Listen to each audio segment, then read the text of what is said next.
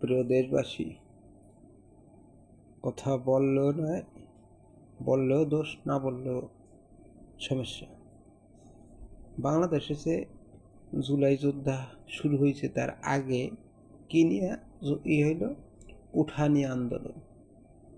আমার এক দাদা লেখাপড়া তেমন জানে না, সে কয় হাসিনা অত চিল্লি করে বা করে, তা আমাকে বাড়িতে কত কোড়া কিন্তু একটা কোড়া দিয়ে দেওয়া যায় না? হাসিনার আল্লাহ কতগুলো কোড়া লাগবে?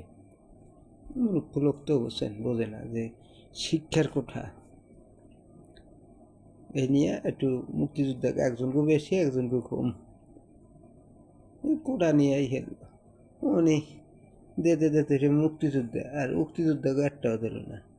এখন তো সব কোটা গেছে ওই এক বলে জেলাফির মতন, জেলাফির 2.5 ফেস, আর ওই দিকে কোটা নিয়ে এলো 1 ফেস। ওই মুক্তিযুদ্ধা না করি যদি মুক্তিযোদ্ধাকে কথা একটু শুনতো তাইলে আর আমাকে দেশের তাই এরকম কপালটা সাইরিং করে চালিয়ে দিত না।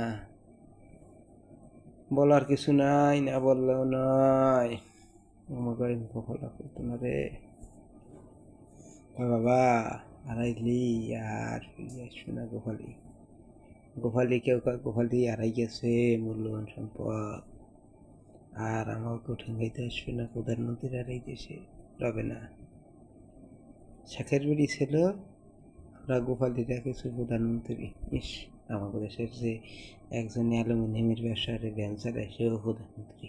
ইস, ওদের বাপ ফুসে গোড়া না ফুটকিতে লাগাবে যারা বাঁচে না, চোদ্দার গোড়া শালার ওরা শালা।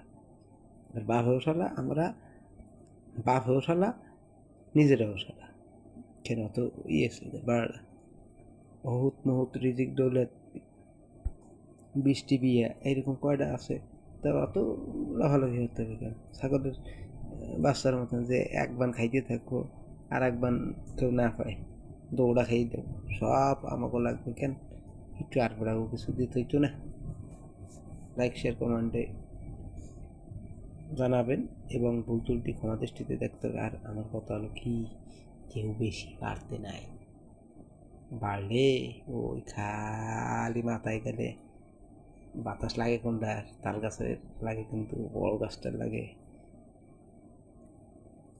যে যত বেশি বাড়বে তার তত তাড়াতাড়ি পতন হবে হাদিস মোতাবেক। বেশি বাড়িও না, জলে ভেঙে পড়বে, অটি সইল না, ছাগলে মুরগি খাবে। বাপে চালের কথা শোনে না, না। কথা হলো কি, এই ওড়া মোড়া যা আছে ওই বুঝে এখন ছাড়িয়ে দিয়ে আর তো ফিরে আসবে না, আর ঘরে ফিরিয়ে আসবে না। লাইক, শেয়ার, কমেন্টে দেখেন।